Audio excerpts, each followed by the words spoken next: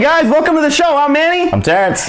And here are the goods. But before we get into it, Terrence, it's been forever. We got cobwebs all over us. Yes. Where have we been? Yes. And I apologize, guys. I had an accident. I was stupid and I tripped and I fell. I face planted and broke 2 of my teeth. So with that being, when that happened, with that being whistled, when I tried to record some stuff for you guys. I tried to make it work, but I was all through the video and it wasn't working out well. So I kind of gave up on it. But I'm back. Teeth are in now. So we're all set to go. So if I'm lisping now, it's because that's how I sound. All right. Well, it's a good thing that we were off early because I don't think he could have handled to say Hasselhoff because the Hoff is in the news. There was no F's in anything that I could say last week. And the Hoff is in the news, and he is actually going to appear in the new Baywatch remake with Alexander Daddario. Oh God. And the People's Champ, The Rock. Well, see, I kind of assumed that they would do Hasselhoff. Oh, Zac Efron too. Well, that's a good cast, to be honest. I kind of assumed that they would do David Hasselhoff because they're gonna bring back the old people. They're gonna bring back him. They're gonna bring back Pamela Anderson. Hell, they may bring back what was it, Erica Laniak or was it? Oh yeah, Erica Laniak and Yasmin Bleeth. Yeah, Yasmin Bleeth, girl. Sorry, old South Park reference. But yeah, I assume that they're all gonna do cameos, just like with the when they did the 21 Jump Street movie when they brought back Johnny Depp and Peter Douglas. Yeah, so I mean, why would they also did Richard Grieco and Holly Robinson for the sequel? Yeah, So I mean, why wouldn't they do that for Baywatch? So I'm excited to see him there, even if it's a small part. Hey, if it's a major part, maybe he leads the whole lifeguard team now. Like he's over all the beaches and lifeguards and like the head of the lifeguards, the Hoff, the Hoff of if they were to do it without him, I would have been upset. So it's good to know that he's going to be some part of it. Yeah, and you know what? I think that I think the girl that's going to play CJ Parker is going to do a pretty decent job. I really would have liked. Are they keeping the same names? I would have really liked to see Kate Upton though. Kate Upton should have been CJ Parker. That was since Goods won. I said that. God, and that was perfect. No, and she even looks like a CJ. God, so they're missing the boat. Get Alexander Daddario, Kate Upton. You can have every bit of money in my pocket. I will see this movie about 100 times. Exactly. But anyway, so you know what? Hey, hopefully it does well. Another one that we got coming up from the back in the day, is Ghostbusters. And the trailer. Oh my! Did you see the trailer? Yes, I did see the trailer. How do you feel? Wait, because you always go to me. How do you feel about the trailer? You know what? It's actually not too bad. I think they went a lot. They got some good effects. First of all, okay. Some of the effects were really good. Mm-hmm. It was good to see Slimer in it. Mm-hmm. You can see who's who as far as the characterizations, as far as the trailer is concerned. Where Melissa McCarthy is obviously Dan Aykroyd. Kristen Wiig is, I would say she's Bill Murray. Okay. And Kate McKinnon, I think her name is. Mm-hmm. That's Egon. And then Leslie Jones got to be Ernie Johnson. Well, he's the only black person in the whole thing. Ernie Hudson, sorry. And then Chris Hemsworth would be Janine. Annie Potts, that's right. So, you know what? It's a pretty much, it looks like it's basically the same movie, but the effects, like I said, the effects are better. They're actually going a little bit more, I would say a little bit more horror. The little exorcist scene going with her head turning, it was pretty interesting. So, I'm not ready to buy into it yet. Okay. All right. I'm not ready to buy into it yet. I think that they still, have to sell me a little bit more, kind of like what you're always talking about as far as, a little bit more footage, then you can make your decision. Okay. Well, I'm feeling that way right now. What about you? How'd you think? Oh my God, this is fun. I was like, what are they doing to Ghostbusters? Let me bring it back down. All right. So, in this film, they mislead you from the very beginning by doing that whole 30 years ago, for scientists. So, cause they make you feel like it's a sequel, and it's not. It's a total reboot, but they threw that in there trying to oh, hey, they're doing a sequel to Ghostbusters, and it ain't a freaking sequel. It's a total reboot, and they're lying to you at the very beginning. So I was a little bothered by that, because I was like, wait, is this a sequel? And I know that they had already said that it's not.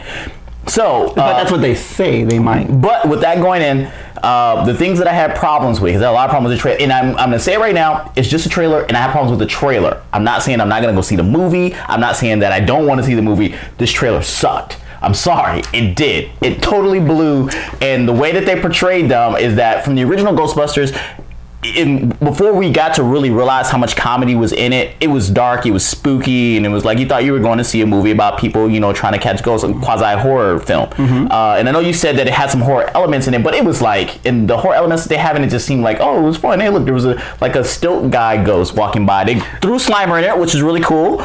They did the whole slime scene in the library. I guess that's what they were trying to do to kind of recreate from the original Ghostbusters. Right. But it just seemed like an episode of Nickelodeon just throwing gack on people or what are these called like on Nickelodeon? It was like slime. It was slime, but they changed the name after a while. It was slime, then it became gack, and it became a whole bunch of. I was a big Nickelodeon fan. So anyway.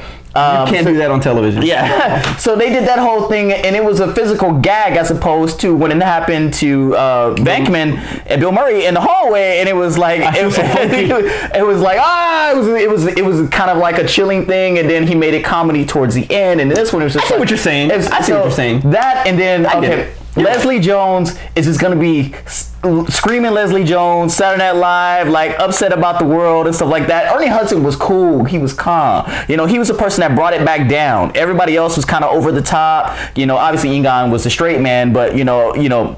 Dan Aykroyd, Bill Murray, they were a little off the wall. So you had to have the brotherhood bring it down. He brought it down a little bit. Leslie Jones amping it up, and then they're gonna. As funny as it was to see her face as she did the turnaround with her head, as stupid as that face he made. Still, I don't want that in my Ghostbusters movie. I don't want that in my Ghostbusters movie, and I would rather have the whole, you know, Dan Aykroyd, you know, on the bed with the ghost hovering above. I was trying to keep the show PG. That was PG-13 in the movie when it happened, but I'd rather have that as the ghost interaction scene than what they did in the whole, you know, the slapping thing that she did. The trailer didn't sell me. I hope they have something better in the second one. And exactly. I felt the same way with the Batman trailer when they did the second trailer, and then they did the third trailer, and I was totally back on board. Right. So like I said, I'm not off board on this movie. I'm not off on this movie. I just didn't like this trailer.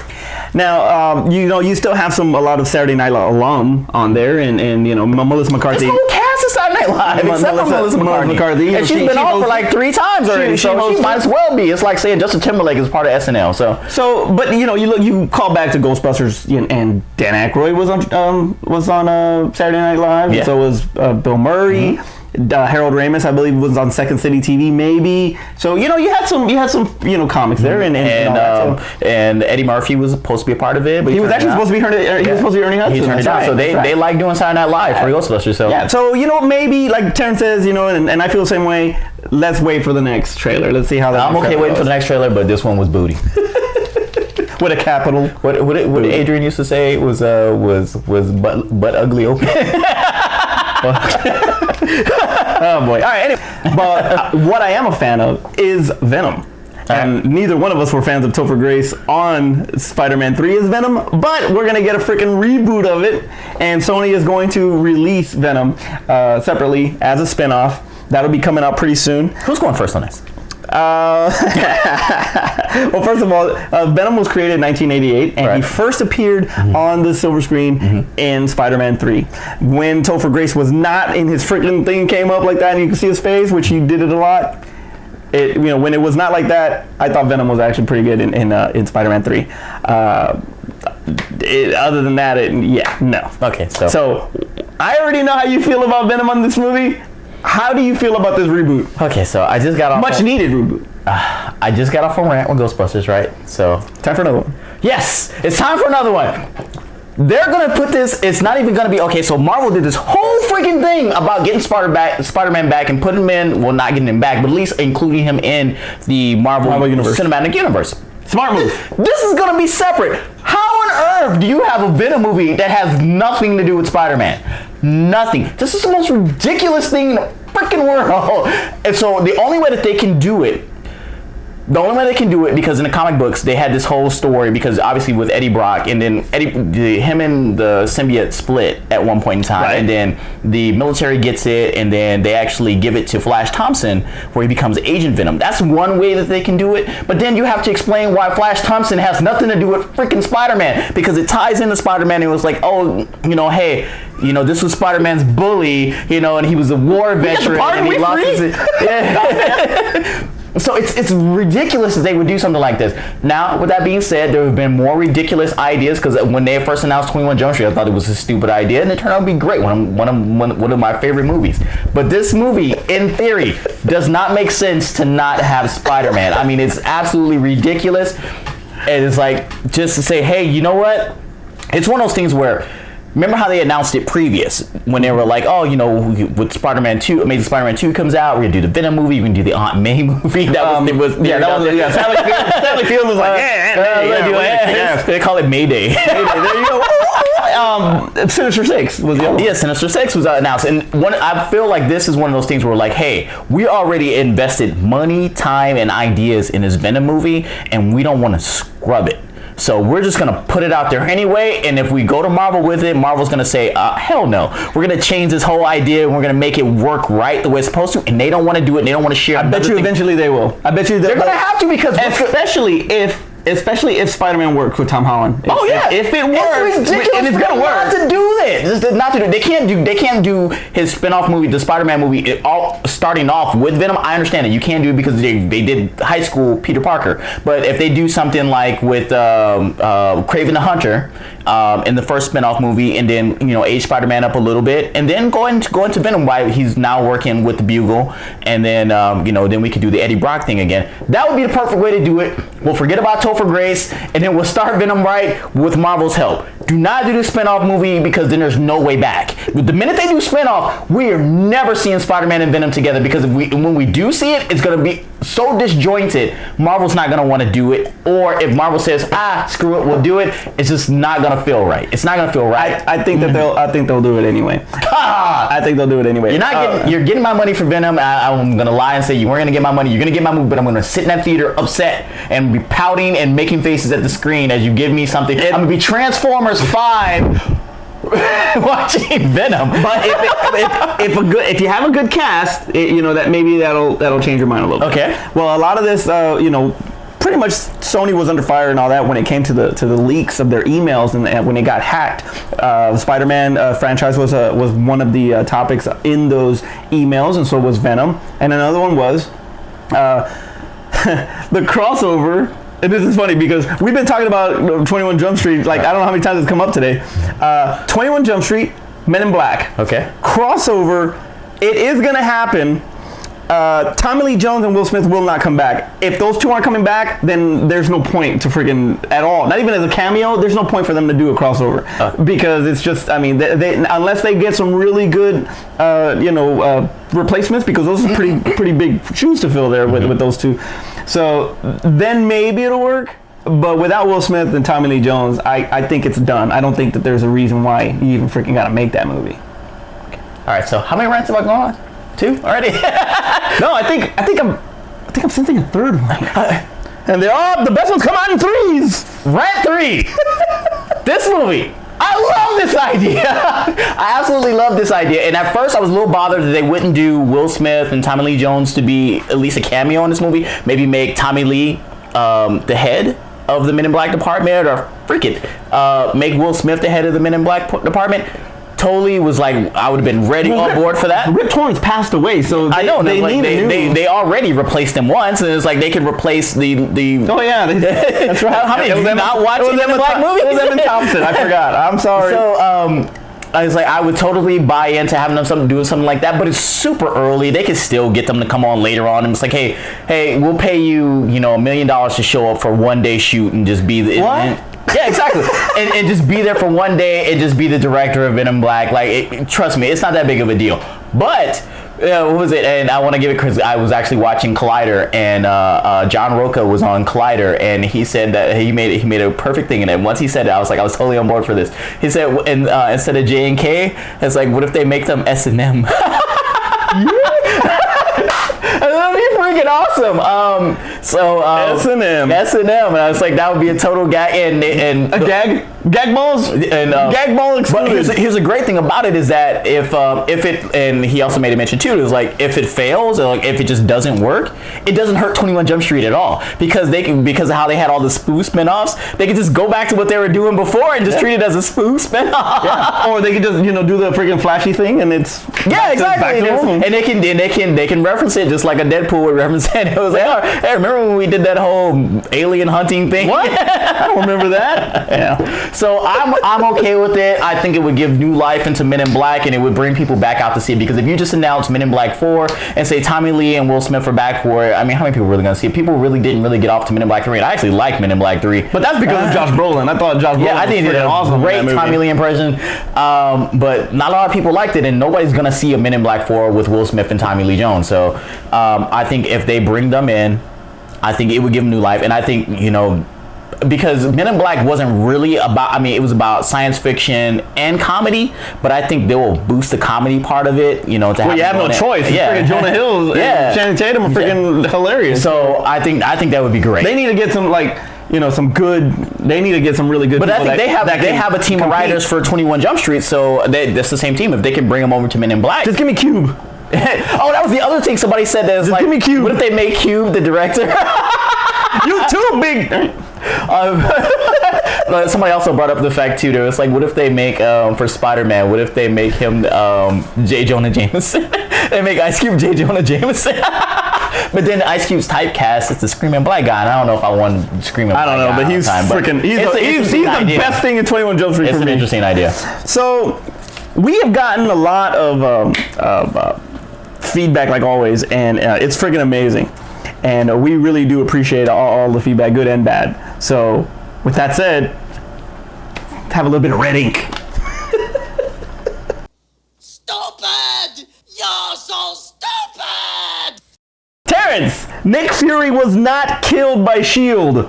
in your little rant thing when you were talking about Marvel. Please don't. Hold on, wait. He was killed by S.H.I.E.L.D. He was not killed. He was not killed. Erase that. He was killed by S.H.I.E.L.D. Not killed. They brought him back. Oh, come on. They brought him back. They brought him back. They faked the death. They faked the death. That's a death. Faked the death. That's still a death.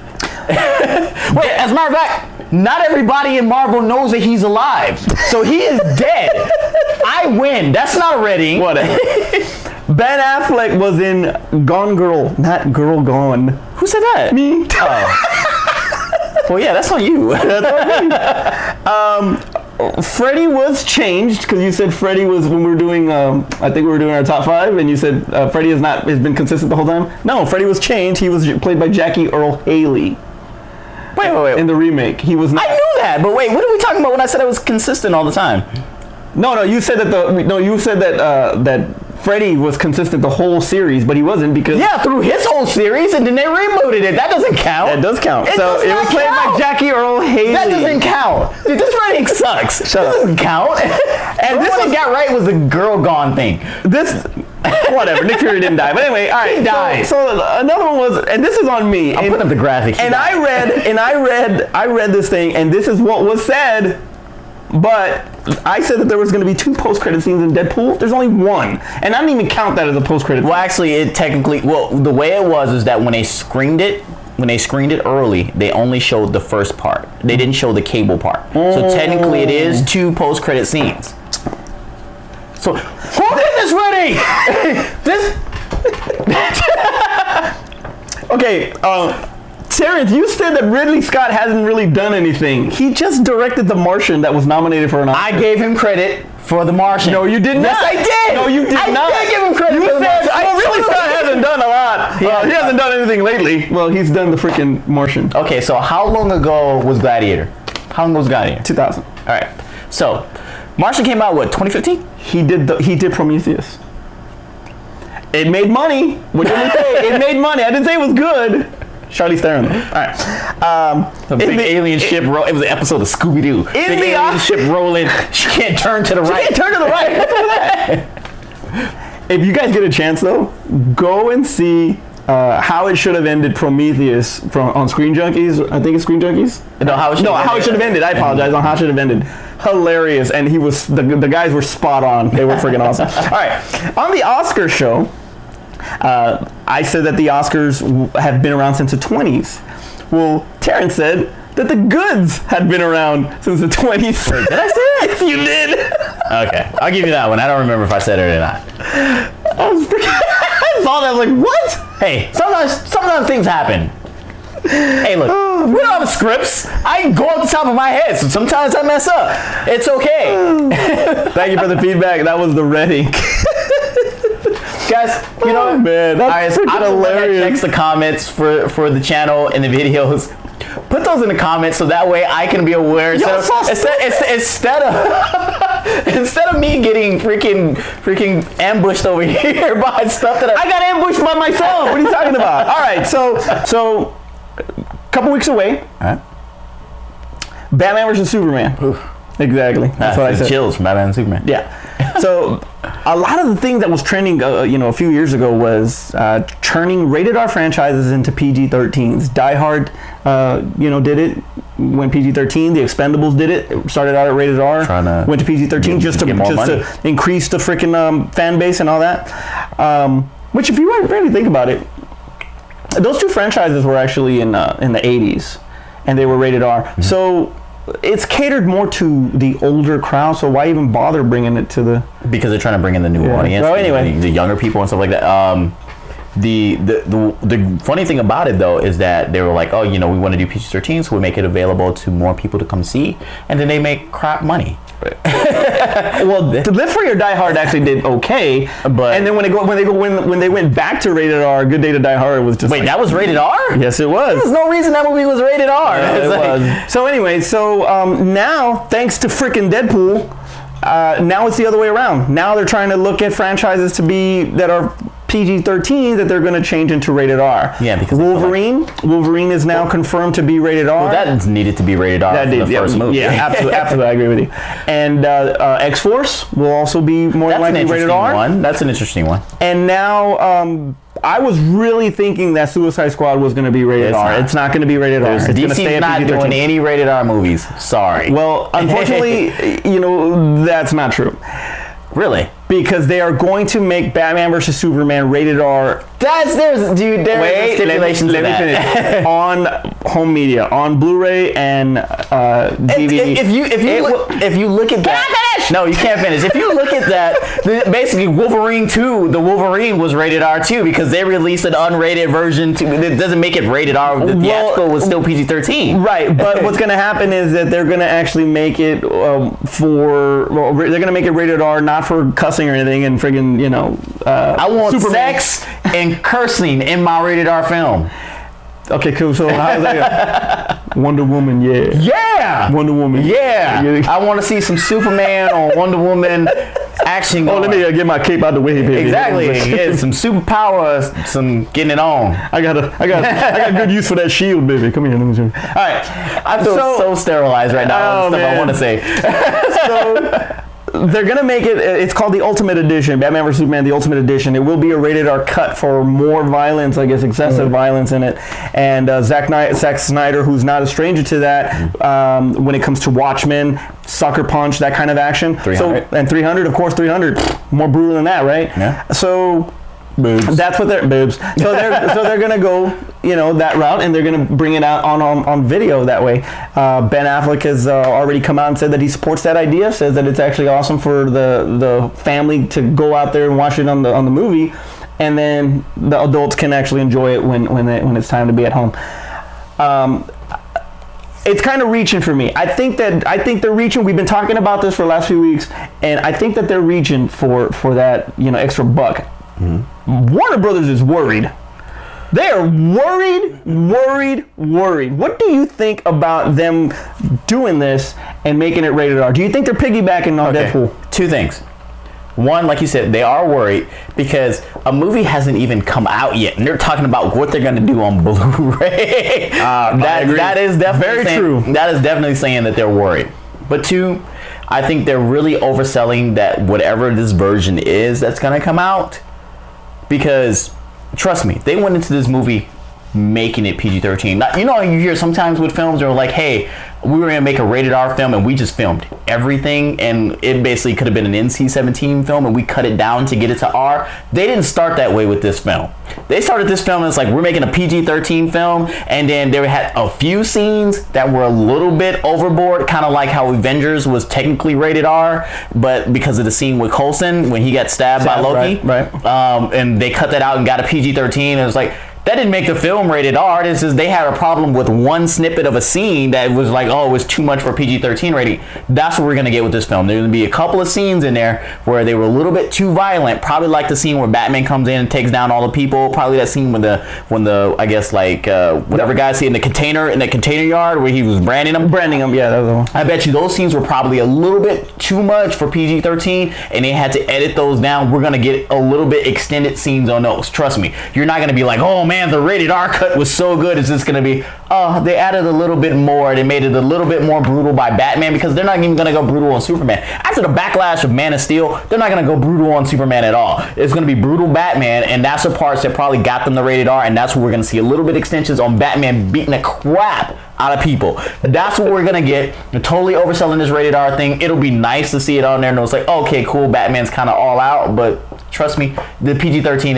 and the rated R one are gonna be like that. Well, one of the other key scenes in this involved Jenna Malone, who actually worked who worked with Zack Snyder on Sucker Punch, is on Batman vs Superman, and she's Barbara Gordon. She's the Oracle. Mm-hmm. So they hadn't said that specifically. Well, yeah, it's all over the internet. Anyway. No, originally they said that they thought that she might be Carrie Kelly, the Batman versus Superman, the last Robin. Yeah, well, she could. I mean, I don't know. It's all pointing to Barbara Gordon, but who knows? Anyway, so that actually ties into Jared Leto and the Joker putting her in a wheelchair. And okay, so I take it back. Maybe one scene. Anyway, that's gonna be in there, but it ain't gonna be rated R. You ain't gonna see her like woo. Those scenes involving Jenna Malone will be on the Blu-ray. They were taken out theatrically, but they will be put on Blu-ray. I really think that they're in trouble. The runtime is 2.5 hours. With trailers, it's 2:45. That's one. Two, it's opening on Easter weekend.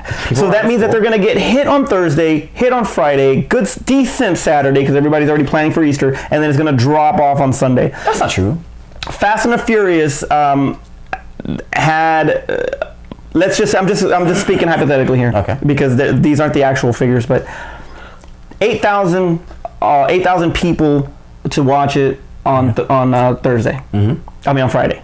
7,000 on Saturday. See that 1,000 drop off? Mm-hmm. And then 4,000 on Easter. So you drop 4,000 people from Friday to Sunday, Easter weekend, because Furious 7 was actually opened last Easter. Mm-hmm. So with the runtime being at 2.5 hours on Easter Sunday, I do not think anybody would do that. So okay, so what are you trying to say? Like they're breaking records with this, with the amount of showings that they can get, or are you just saying like how well they're going to do? I'm talking pretty much as far as the attendance. Okay. I think that record-wise, it's still going to probably worldwide hit about 300 million worldwide. Mm-hmm. 140, maybe 150 for the United States. Okay. But I don't think that attendance-wise it's going to get and make what it really has the potential to make because of the runtime and because it's on Easter. Okay, so historically, with when they first release them, well, first of all, they're not doing Avengers money with this one. They're not going to do 200 million. That's just not going to happen. Mm-hmm. It's going to be in the hundreds. So they're going to be probably 150, 160 somewhere. I'm assuming it's going to be high hundreds. But historically, first week they come out, you do all your money. Second week comes out, it does like 50-60% drop. Mm-hmm. Well, basically that box office gets cut in half. But if you think about it, it's like, okay, you do, let's take your low number. Let's say 140. I'm seeing maybe like 180 is this movie, because everybody really wants to see this movie outside of the whole thing with. I smell a beer bit. But I'm saying it's like, okay, so I mean, freaking Deadpool did. Look how much Deadpool did. Okay, so and people really want. Well, I said 55 million. You said 100. and it was over 100. It was over 100. You were right. And people know Batman and Superman more than they know Deadpool. So people are gonna go see this movie. But Valentine's weekend compared to Easter weekend, completely different. no, here's the difference. Okay, so you think about that. It was like, okay, Valentine's Day. Oh, weekend. and President's Day weekend too. Okay, so Yeah, 2 holidays. Okay, so with that being said, people thought the same thing with Star Wars, and it was like, oh, people are gonna go shopping. Nobody's gonna see this movie. Like that, you said as a Star Wars fan, like, oh yeah, of course people are gonna see it. But really, the experts were out there saying it wasn't until people they started doing pre-sale that people changed their expectations for Star Wars. But that's because they didn't recognize the fact that a lot of these were 80s, teenagers. Recognize how many Batman and Superman they still sell. I understand that, but what I'm saying is that you got Star Wars is a completely different thing, especially when you have a Batman and Superman are completely different things. Yes, Batman. they are. Okay, so you got to take. But you have a backlash. Deadpool as the bottom bar. You have a backlash on freaking Ben Affleck as it is. You got People already accepted it. You pretty much got a 3-hour freaking wait time. I mean, run yeah, time. so they're gonna lose showings. Yeah, okay. So that's why I say that. That's why I say that it might. Deadpool is the bottom bar. Star Wars is the top bar, dude. It's gonna be around 160 to 180 million. You heard it first. I got 140. Goods right here. But no, okay. 140. With that being said, okay, so let's say it drops 50 to 60%. So if we take your number 140, it's still gonna make about 60 million the next weekend. But that's just the U.S. Yeah, we're not even talking about worldwide. I just said 300 million. It's gonna do good. This movie's gonna make money. It's gonna make $1 billion, and they're by the first week when it makes 180, like I said. When it makes 180, like I said, that's a beer bit. They're gonna green light us. They're gonna green light everything. What do you mean? No. It's freaking. I mean, like already gonna. But you're gonna get Man of Steel 2 is gonna come out. They're gonna green light. They're going for Justice League first. You know that. I know they're gonna do that, but they're also gonna green light. I bet you Man of Steel 2 gets green light after this movie. Batman Solo doesn't come out until friggin' 2020. Right. I wanted to say they were gonna green light Batman, but they already did that. Yeah. So, but maybe they'll not to. Yeah, but they'll green light Man of Steel 2 after this movie comes out. Well, I don't know. Let us know what you think, because Batman vs Superman is a big freaking gamble, in my opinion. As far as not a gamble. Early word of mouth, early screenings and all. Yeah. that. Okay, I got what the critics have said. Wait a minute. Some of them like it, and because it's a great setup for Justice League. But others are saying that it's not impressive. It's not something that it's like, more hype than anything. No, it's okay. It's gonna look like Man of Steel, where some people really liked it, some people didn't like it. It's gonna be one of those films. Yeah. Man of Steel made money. Man of Steel did make money, but didn't make with the money. It didn't make what they wanted to make, but I think. Do you think Christopher Reeve had anything to do with that? Like just in the background? Seriously. And it was like, no, but you know what I mean? Like Christopher Reeve, you're so used to seeing him in that role. Like because. We saw Brandon Routh, and I was about to say that, but Brandon Routh was technically Christopher Reeve. Yeah, he did a Christopher Reeve impersonation, and we didn't see it. But you were still the same. You were still the same. You were still using the same score. It was still in the same universe. So it was still there. But when that movie came out, it proved that we didn't want Christopher Reeve anymore. That's what they showed when they did not go support that Brandon Routh movie. I don't know about that. They showed that we didn't want to see Christopher Reeve anymore. Superman Returns? He did a Christopher Reeve impersonation. I think he did a great job as Superman, and people crap on that movie, which I am not one of those people. But people crap on that movie. You don't hate. 2 weeks. So that's why they had to change up Superman with Man of Steel. So it's going to be interesting, and I can't wait. I'm going to be there no matter what, so I'm going to watch it regardless. And we're going to watch it regardless. Okay. So you know what? But we want to hear what you guys think about that. I mean, is it doomed? Is it going to be great? It's doomsday. It's doomsday. Yeah. Very nice. All right. So let us know in the comments below. So we've talked a lot about polls, franchises, PG-13. Hey, one of the other poll questions we had was Marvel saying a rumor about Ant-Man and the Wasp NC-17. Stupid. 50% of y'all said no, they don't want that in the Marvel universe. It should have been 99.9%. Yeah, 50% said they don't want it in the Marvel universe, and the other 50% said that they did. So was it 2 people on this vote? I don't even remember. Was it like, yeah, it would be good as an NC-17? No, this is ridiculous. Why would you do this? This is ridiculous. There was no way that they're not even going to do a rated R film. Marvel's even come out and said they're not even going to do a rated R film. Well, this is the people's top 5 now, because you guys also voted for this top 5, and it is now time for our top 5. So today's top 5 is the top 5 franchises voted by you guys. Terrence? Oh, top 5, yeah. Terrence! You go first. I'm sorry, you didn't do the regular. I didn't do the... So I was thrown off by that. I apologize. Well, you know, it's been 2 weeks. I'm sorry. It's been 2 Okay, weeks. so our top 5 franchises. So these are the franchises that we feel are the best franchises. Yep. Okay. All right. So not specifically, not specifically made the most money and things of that sort. Just your favorite top 5 franchise. All right. So we're gonna go. My number 5 is gonna be James Bond. James Bond. Bondage. James Singular Bond. That with the what do you want to say? The evolution from Sean Connery all the way through. I think we had Timothy Dalton and we had Roger Moore. We had Timothy Dalton. We had That was awesome. we had Pierce Brosnan down to Daniel Craig. Never seen one Daniel Craig James Bond movie. You have not? I have not. Not even Skyfall. Not even that was one. good. Oh, Casino Royale was really good. Never seen And it. it's like, oh my god, it was. I heard Solace was horrible. It was okay. Anyway, so go ahead. It was okay. It was really just but you know, this franchise was basically kind of like the model of changing Batman. It was like that told you that we don't really care about the actor more. The actual we care about the character, and no matter who plays the character, we still fall in love with the who plays the character. We still love the character going forward. And this franchise, it has no end. Even when you think about like with Bourne, we're still wrapped up in Matt Damon as Bourne, and we can't move on. And we tried with Renner, and it didn't work. We can't move on. And he even took a trip to Mars and came and back. it's like we've had 5 or 6 different James Bond, and we don't care. We don't miss a beat. It was it's new James Bond, and we were talking about Idris Elba going into the next one. No, Sean Connery is the best James Bond ever. I didn't say it was the best one. It was like we don't care if they get a new James Bond. We don't care if they get a new James. Hey, Tom Hiddleston wants to be James Bond. What do you think? Hey, that might be interesting. It's kind of small though, kind of thin. Well, you know, you put some weight. Daniel Craig beefed up for this. Daniel Craig wasn't always that big. I mean, looking back with the dragon tattoo, he wasn't that big. That's very true. All right, number 4, Star Trek. Very good. Star Trek. And it's low on my list, and it's not low on my list because I'm a Star Wars fan and don't think I'm putting hate and shade on Star Trek. As I love Star Trek too, just as much as I love Star Wars.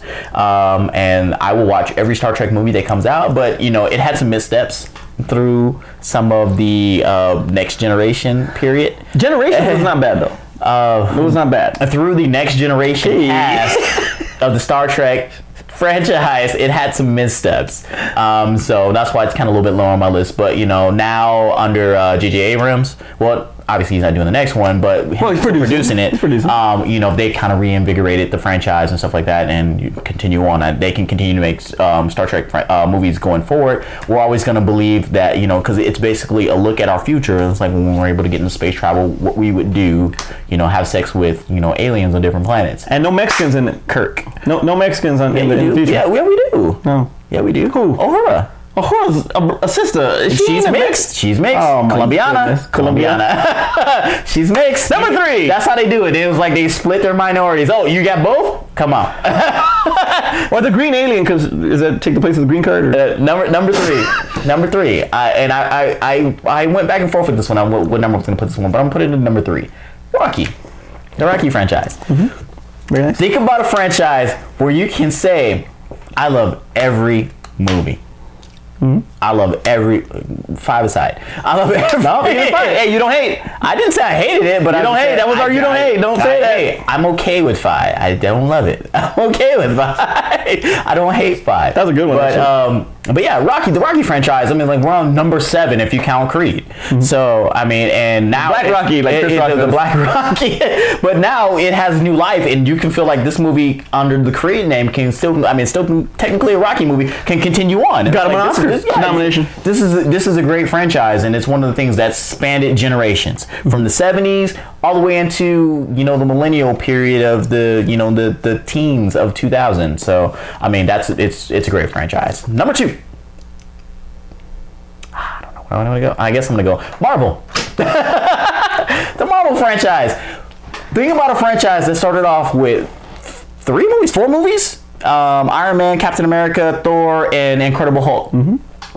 And then think of those 4 movies. Think of where we're at now. Right, really? I mean, we're especially Iron Man. Just Iron Man in general. We're in phase 3, and it was like there's box sets of movies that started off with 4 movies that we really didn't realize what it was doing until we were like, oh crap, it's the Avengers. Really? And Avengers 1 was amazing. It was groundbreaking. They expanded this whole cinematic universe over any other thing where Marvel was just basically selling off their properties and saying like, just make a movie and cut us our check. Now they've actually built their brand up so much, it's expanded. The comic books are emulating the movies, and it's like, this is a great franchise, and like it's there's no end. They at first they planned for a couple of phases, but now because of how big it's gotten, they're just going to continue out to infinity. Wars. Number 1. Star Wars, come on, man. That's my boy. We do a Star Wars show. Star Wars is the number 1 franchise, and now with the whole thought about them doing the spin-off movies, the anthologies, the Star Wars tale. Star Wars stories. Get used to saying it. There's not anthologies. There's gonna be this lame tales. But the thing is that they're expanding the universe. So not only are we gonna get the episodes, we're gonna get the filling in some of the gaps that we had in the stories between episodes, and filling out a lot of more characters. This franchise is, like I said, spanning decades and generations. Star Wars is the model of that, and it's like you have 3 generations of people going to see Star Wars because they all grew up with it. My parents, me, and my kids all grew up with Star Wars. Same thing. And it's going to be the same thing going forward. Their kids are going to grow up with Star Wars. This thing is never going to end, and it's always going to be influential in everybody's life. Absolutely. That's my top 5. Beautiful top 5. I love all of them. Hey, I get no crap on my top 5. No, you do not get any top. Well, James Bond. I mean. Hey. Number 5 for me is Nightmare on Elm Street. I thought about putting horror Elm Street is just freaking... That series created New Line. If it wasn't for Elm Street, and we said this on our top 5 horror, the house that Freddy built. Yeah. Nightmare on Elm Street, that's a franchise that it actually builds something. So as much as there are certain sequels that I didn't like very much, it's still a freaking awesome franchise, and that character built it, and I just love it. So Nightmare on Elm Street, number 5. Number 4. Now, originally, I was actually going to put Fast and the Furious. I thought about it, but I could not. But you know what? No, you're right. The Rocky franchise is freaking amazing. And you know what? Since I was a kid, man. I mean, that's what we watched all the time, especially during Thanksgiving when it would come out on HBO. So to this day, holiday movie. Rocky and Die Hard. Yeah, Christmas Die Hard and Thanksgiving Rocky. So Rocky definitely. Sylvester Stallone's freaking amazing, and that freaking role, that movie, that franchise, still going strong to this day, just like he said. Number 3 is Batman. Okay. With the exception of Clooney, because I'll give Val Kilmer some credit because I love Val Kilmer's. He did pretty good. I really wasn't too big on Val Kilmer, but go ahead. Compared to George Clooney. But I mean, compared to exactly. I gotta do it ready. It's George Clooney. No. All right. Anyway, so there's like behind the scenes. When Tim Burton started it, and everybody was giving crap about freaking Michael Keaton, and Michael Keaton's like one of the best Batman. So it started it, and it was awesome. Clooney killed it, but then Christopher Nolan brought it back to life. So we wouldn't have the freaking Heath Ledger Joker without that. So Batman franchise is awesome. Number 2, I agree 100% with you. Marvel Universe, including X-Men. I will put both of those side by side tied because those 2 franchises. Count that as Fox? Nope. I'm just saying. Just in general, Marvel. Period. Right. The Marvel franchises, all of them except freaking Fantastic Four crap. Amazing. All of them. Dude, then you're counting Sony too. Everything Marvel. Even Amazing Spider-Man 2. Yes, I do. It's like a stepchild inside over there. Here you go. All right. Rocky 5. And my number 1 is Star Wars. Absolutely. You know what? Even with the prequels, it doesn't even freaking matter because the original trilogy was so iconic and it held ground so freaking well that it actually, because it built that lore up, it helped the prequel a little bit. And Revenge of the Sith is awesome. So I don't care what anybody says on that. Yeah. So Star Wars is my number 1. If I was a kid, like you said, my dad was a kid, I was a kid. Hey, well, not my dad was a kid, but I mean, but he was young enough that he was young enough. Exactly. So exactly, he experienced. Awesome Star Wars all day. All right. So, Terrence, I was waiting. Take us home. I was waiting for that. I hadn't heard it in 2 weeks. So I was a little angry. Like, yeah, I'm ready to get it. Whoa. Guys, I missed you. I'm glad to be back. But like I always say, make sure you like, subscribe, comment. I prefer that, because we get a lot of feedback through our social media sites, through Twitter, through Facebook.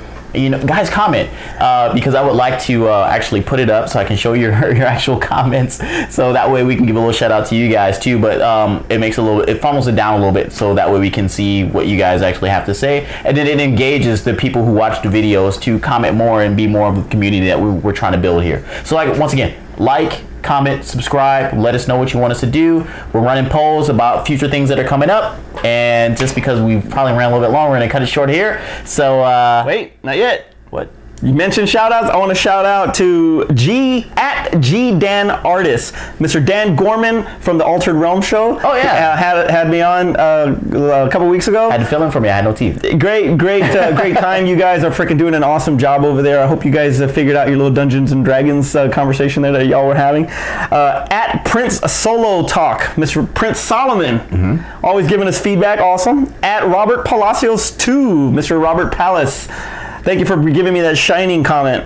At Ashley J36, Ashley Page, you're freaking awesome. Thank you for doing your comments. And from us, Mr. At Choco Machismo, the Geek Father. Marcellus, we love you. Get well.